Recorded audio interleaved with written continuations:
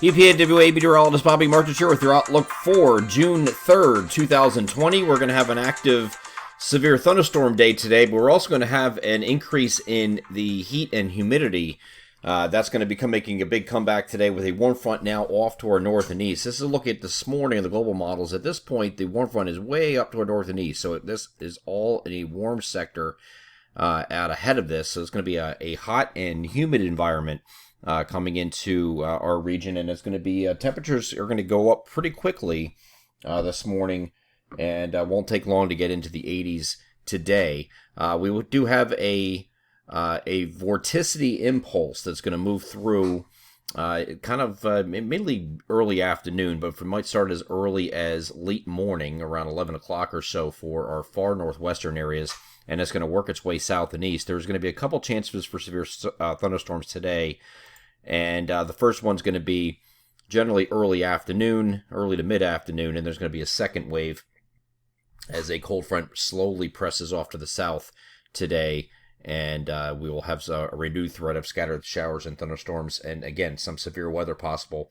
The main threat today from any severe weather, let's go over to the Storm Prediction Center's outlook here. Now, this is the most recent one I have at the time I did this video, a little past 11 o'clock on Tuesday evening. So this is the day 2 outlook. So we'll have a different outlook again from the Storm Prediction Center when everybody's waking up this morning. It might be slightly different from this that's indicated here, but you get the general idea. This entire area here will be under the gun for severe weather, and it's going to come in a couple different phases, and I do agree with this outline here where they have it.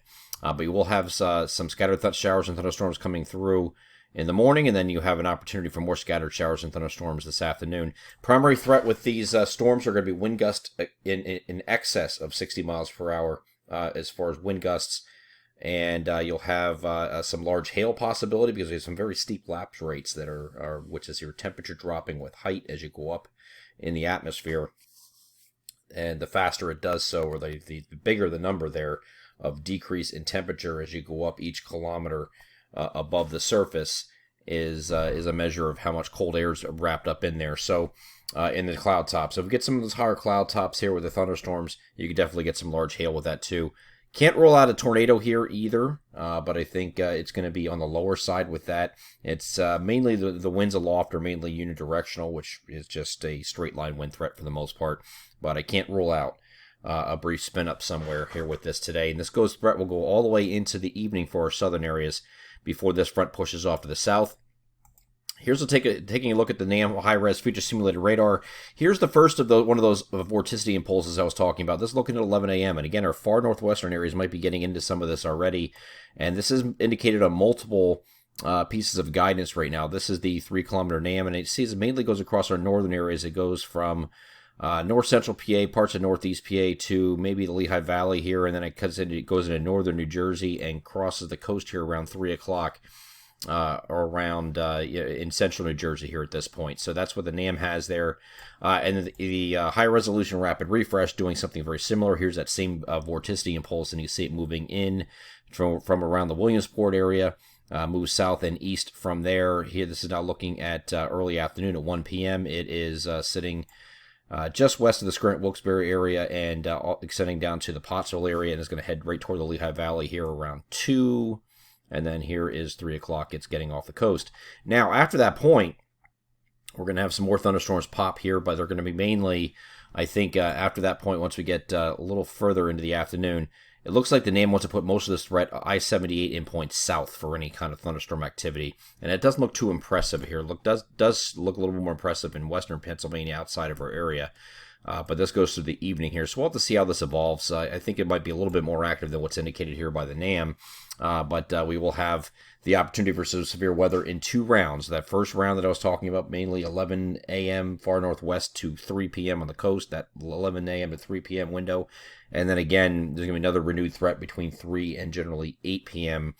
And then once you get past sunset, I think these storms start to lose their punch. And then as you have instability starting to decrease a little bit. So we do have a severe thunderstorm threat today. I don't think this is going to be a widespread, massive damage type day here, but there will be some potential for severe weather in some areas. So here's a look at Thursday morning. I think Thursday is going to start off Maybe partly to mostly cloudy, I'll say, and then later in the day we'll have this another impulse try to move northward. There could be some scattered thunderstorms with this here, and the NAM is actually indicating that here. Some thunderstorms moving in here from the west. This is mainly for our southern areas. Could have some scattered thunderstorms with this.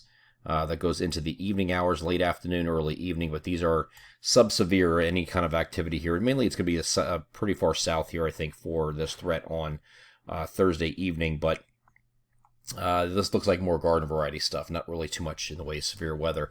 I don't have anything beyond that for the NAM for Friday, but there is a little bit better potential for scattered thunderstorms later in the day. Again, generally same areas with that boundary still in the vicinity. For the southern areas, the southern half of our region could get into some thunderstorms here on Friday. A little bit more instability to work with, and it's still going to be hot and humid as we get into at least mid-80s for many areas here on Wednesday, Thursday, Friday, and even Saturday. So we'll have some instability to work with any thunderstorm activity. But again, Friday is going to be favoring the southern areas. And then we have a secondary cold front. Actually, it's another cold front, a second cold front, not secondary, a second cold front is going to work its way through here on Saturday and along this boundary ahead of it. Looks like more isolated to widely scattered activity here, but there are some thunderstorms popping ahead of this front too. We'll have to keep an eye on. It doesn't look like there's a lot of precipitation with that, but we'll see how that evolves. Looks like most of Saturday is dry until you get later in the day, and then you have the opportunity for these scattered thunderstorms to move through. Again, instability is going to be on the higher side, so we'll have to watch for any stronger storms there as well until this completely clears. At the same time, we are clearing out. We're going to clear out here on Sunday and have mostly sunny skies. This is Tropical Storm Cristobal, which is, I forget the name of that. It's in the Gulf of Mexico right now. It's just west of the Yucatan Peninsula, and it's going to kind of meander down there for a little bit. It is forecast to make landfall here somewhere along the northern Gulf Coast here, maybe Louisiana or thereabout. The official National Hurricane Center track does take it over into Louisiana as a tropical storm. It's a strong tropical storm, but it may be a low-end hurricane also making landfall there. But in the meantime, we are going to be high and dry Monday, Tuesday, Wednesday, mostly sunny during the day and clear skies at night. It will be cooler, finally the lower humidity.